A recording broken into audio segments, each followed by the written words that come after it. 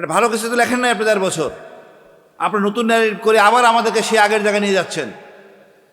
এখন আপনি বিএনপি প্রেমী হয়ে গেছেন। বিএনপিকে তো আপনি নষ্ট করছেন 16 বছর। কি লেখেন নাই খালেদার বিরুদ্ধে? আপনি ক্যান্টনমেন্ট থেকে খালেদাকে বের করে দিছে, লিখছেন ওগুলি পরিষ্কার করে, কষ্টগুলি তুলে ধরছেন? তুলে ধরেন তো নাই। এখন আপনি নতুন গান গাইতেছেন।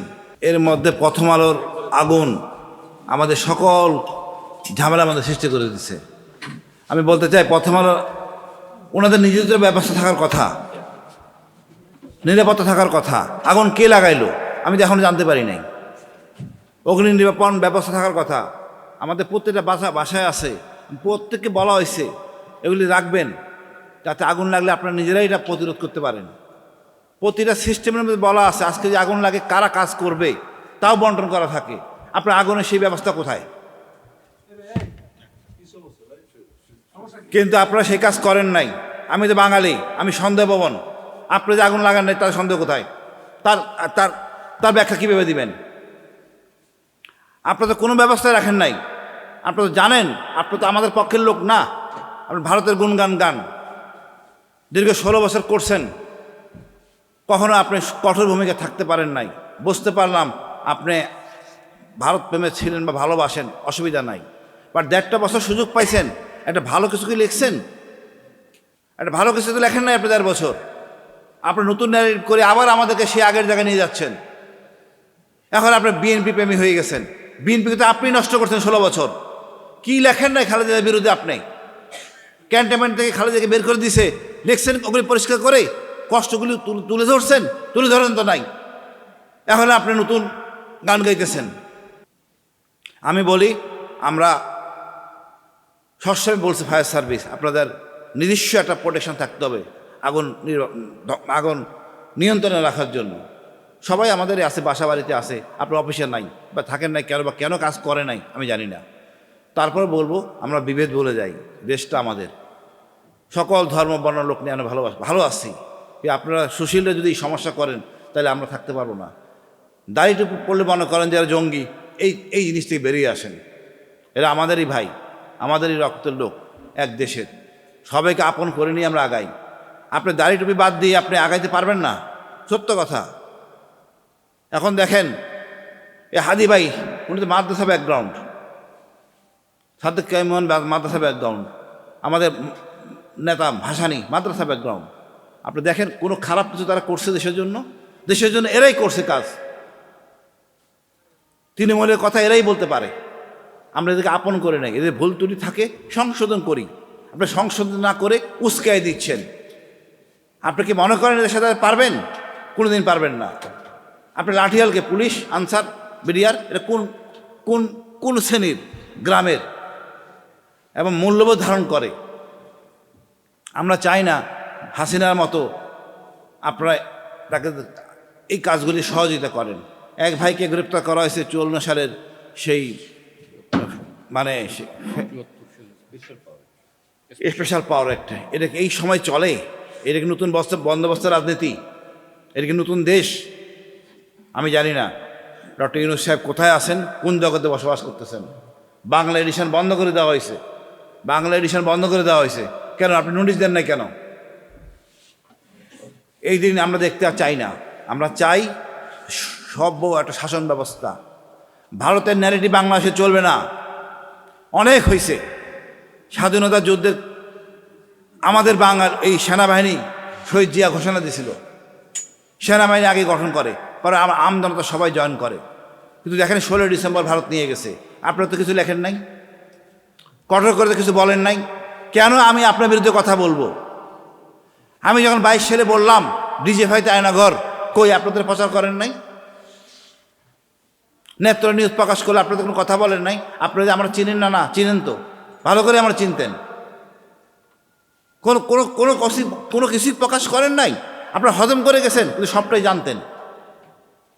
আপনার যদি হ্যাডম না থাকে প্লিজ আপনারা একটু সংশোধন হন। আমাদের সবার সাথে আসেন। আমরা একটা দেশ, সুন্দর দেশ গড়ি, যেন আমরা কেউ আমাদের জঙ্গি না বলতে পারে। আমরা অন্য দেশের জঙ্গি আমাদের বলবেই, ভারত তো বসে আছে বলার জন্য। আপনারা সেই সুশ্রী দেন। আমরা কখনো জঙ্গি ছিলাম না, আমাদের জঙ্গি আর বানাবেন না। আমরা ভদ্র সমাজ ব্যবস্থায় বসবাস করতে চাই মর্যাদার ভিত্তিতে। আমি আমার বক্তব্য দীর্ঘায়িত করব না। আপনারা সবাই মিডিয়া জগতের লোক, আমরা সবাই সোচ্চার হই, সবার অধিকার নিয়ে কথা বলি।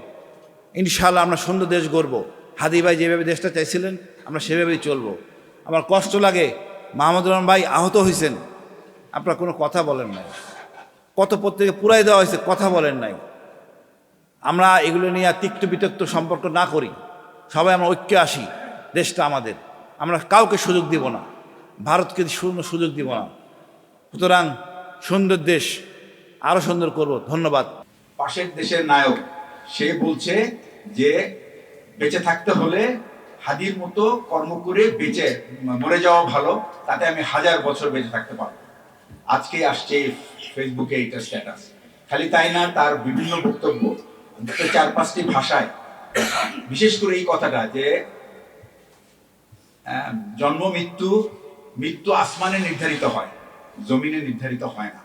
আমার মনে হয় উনি বুঝতে পেরেছিলেন যে ওনার যে স্রোত উনি তৈরি করেছিলেন, মানুষের মনে যে মানুষের ভিতরে যে জাগরণটা উনি এনেছেন, উনি অ্যাকচুয়ালি সমস্ত রাজনীতি যত আমি বলবো যে একেবারে পচে যাওয়া যারা রাজনীতিবিদ তারা রীতিমতো শঙ্কিত ছিল তাদের অস্তিত্ব নিয়ে।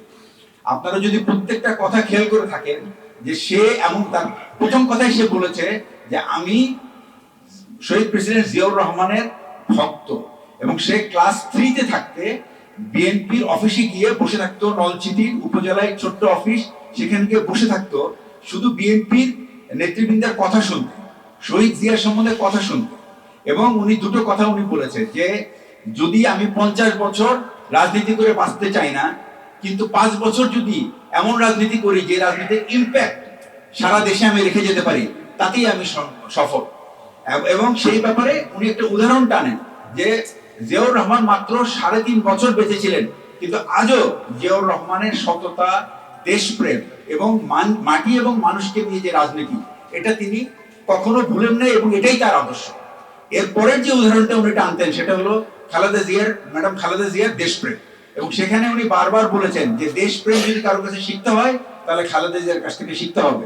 তিনি তার সন্তান অলমোস্ট পঙ্গু হয়ে যাওয়ার মতো মানুষ, এই তারেক সাহেব যখন হসপিটালে ছিলেন তখন বলে আমি অনেক ছোট, আমি দেখতে গিয়েছিলাম যে এই একটা মা তার সন্তানের এই অবস্থা দেখে তারপরেও সে বলে যে আমি বাংলাদেশের মানুষকে ছেড়ে যাব না, দেশের বাইরে আমার কোনো স্থান নাই। তো দেশপ্রেম যদি শিখতে হয়ে যায় তার কাছ থেকে। তো এই দুটো নিয়ে আমার মনে হয় সে একটা স্বপ্ন দেখেছিল যে সেই রকম একটা রাজনীতিবিদ হয়ে ওঠার জন্য, যাকে মানুষ অনুসরণ করবে, যার প্রত্যেকটি কর্মকাণ্ড একটা উদাহরণ হয়ে থাকবে। এবং যদি দেখেন আপনি যে সে যে ইলেকশন ক্যাম্পেইন শুরু করেছিল ঢাকা 8-এ, এবং তার কিন্তু মূল মন্ত্রই ছিল সাধারণ মানুষ, এবং সে স্রোতের বিপরীতে দাঁড়িয়ে এই বিরাট একটা চ্যালেঞ্জ নিয়েছে, এবং এটাই সবার মাথা ব্যথার কারণ হয়েছে। এবং তাকে বাকি সবাই, সে প্রথম কথা বলেছে যে আমি বাংলাদেশের স্বাধীনতা এবং সকল আধিপত্যের বিরোধী। এবং আধিপত্য বলতে উনি যা বুঝাইছে প্রত্যেকটা ভিডিও দেখলে বোঝা যাবে এখানে আধিপত্য আর কেউ করতে আসে না একমাত্র ভারত ছাড়া। আমি আপনাদেরকে একটা কথা বলি, ভারত এবং আওয়ামী লীগ এটা একে অপরের সিনোনিম, একে অপরের সিনোনিম। ভারত বাংলাদেশের বিডিআর এবং সেনাবাহিনীর বিরুদ্ধে যে হত্যাকাণ্ড চালিয়েছে সরাসরি হস্তক্ষেপে, এবং এটা একটা ইনকোয়ারি কমিশনের মাধ্যমে উঠে এসেছে, এরপরে ভারত আমাদের বন্ধু কোনো দিনও হতে পারে না, এটা অসম্ভব ব্যাপার। এবং ভারতকে বন্ধু ভাবার কোনো কারণ নেই, এবং যে যতই ইনিয়ে মিনিয়ে বলুক না কেন ভারত আমাদের বন্ধু নয়, এবং তাকে সবসময় শত্রু দৃষ্টিতে দেখতে হবে। দ্বিতীয় হচ্ছে, সে এই হত্যাকাণ্ড চালালো কার যোগ সাজসে? আওয়ামী লীগের যোগ সাজসে। তার মানে আওয়ামী লীগ হলো আরেকটা দল যে কিনা তার নিজের দেশের দুইটা বাহিনীকে ধ্বংস করার জন্য একবারে টপ লিডারশিপ থেকে শুরু করে নিচে পর্যন্ত সবাই ইনভলভ ছিল। সুতরাং মনে রাখতে হবে, সাধারণ মানুষের কাছে আমি একটা বলি এবং সকল সশস্ত্র বাহিনীর সদস্যদের বলি যে এই আওয়ামী লীগ যদি আবার এই দেশে রাজনীতি করার সুযোগ পায়, আমাদের কোনো রাজনৈতিক দলের উদারতার কারণে, এবং আমি জানি না তাদের উদারতার কারণ কি, তারা তাদের নিজেদের ধ্বংস ডেকে আনছে, সশস্ত্র বাহিনীর ধ্বংস ডেকে আনছে এবং দেশের ধ্বংস ডেকে আনছে। এবং এবার তারা 57 জনে ক্ষান্ত হবে না, তারা অন্তত 570 জনে ক্ষান্ত হবে। সুতরাং আমি বলবো যে আপনারা ইস্পাত কঠিন দৃঢ়তা নিয়ে দাঁড়িয়ে যান এবং কখনোই আর এই আওয়ামী লীগকে এখানে ফেরত এবং যত আওয়ামী লীগকে একটা ফ্যাসিস্ট হিসেবে স্থাপিত করার জন্য যে সমস্ত মিডিয়া, যে সমস্ত ইন্টেলেকচুয়াল গ্রুপ, বুদ্ধিজীবী যারা এর মধ্যে ইনভলভ ছিল, সবাইকে আপনারা পরিত্যাগ করেন এবং তারা যেন কখনোই এই দেশে মাথা তুলে আর না দাঁড়াতে পারে। তারা যদি আবার মাথা তুলে দাঁড়ায়, এই দেশের কোনো অস্তিত্ব থাকবে না। আমি বলেছি এখানে 90% মানুষ মুসলমান। এই দেশের রাজনীতি বলেন, সংস্কৃতি বলেন, সবকিছুতে মুসলমানদের যে এই উপস্থিতি, এটা থাকতেই হবে। মুসলমানদের এই উপস্থিতি ছাড়া এই দেশে কোনো কিছুই করা সম্ভব নয়। আপনি যতই যাই বলেন না কেন, কোনো মানুষ এটা মানবে না। কারণ আমাদের দেশের মানুষ তারা ধর্মান্ধ না, কিন্তু তারা ধর্মভীরু এবং তারা মুসলমান ধর্মকে বিশ্বাস করে এবং তাদের ওই সমস্ত মূল্যবোধের উপর ভিত্তি করেই এদেশের রাজনীতি গড়ে উঠেছে এবং আগামীতেও তাই গড়ে উঠবে। সুতরাং স্বাধীনতা এবং সার্বভৌমত্বের জন্য হুমকি স্বরূপ এই ভারত, আওয়ামী লীগ এবং তার দোসর যারা আছে তাদেরকে সমূলে উৎপাটন করা প্রয়োজন। তবে সেটা এরকম উগ্রবাদী আমাদের বা তাদের প্রতি হামলা করে নয়, যুক্তি দিয়ে আমরা ঘরে ঘরে একজন হাদি তৈরি করতে যদি পারেন, তাহলে আর এই দেশে আর কখনোই আওয়ামী লীগও না, ওই ভারতের আধিপত্য টিকবে না। আমি বলবো সবাইকে যে এই হাদির মতো, এটাকে বলা হয় একটা রাজনৈতিক ফেনোমেনন, যে নাকি এমন একটা ব্যক্তিত্ব মাত্র 1.5 বছরে হয়ে উঠেছিল যে এখন তাকে নিয়ে সারা বাংলাদেশ চর্চা করছে এবং আমরা এই স্রোতটাকে ব্যবহার করেই বাংলাদেশের যে জাতীয়তাবাদ এবং সেই শুধুমাত্র বাংলাদেশের জাতীয়তাবাদ আর কারো দাসত্ব নয়, এই স্পিরিটে বাংলাদেশকে গড়ে তুলতে হবে। এই বলে আমি আমার বক্তব্য শেষ করছি। ধন্যবাদ।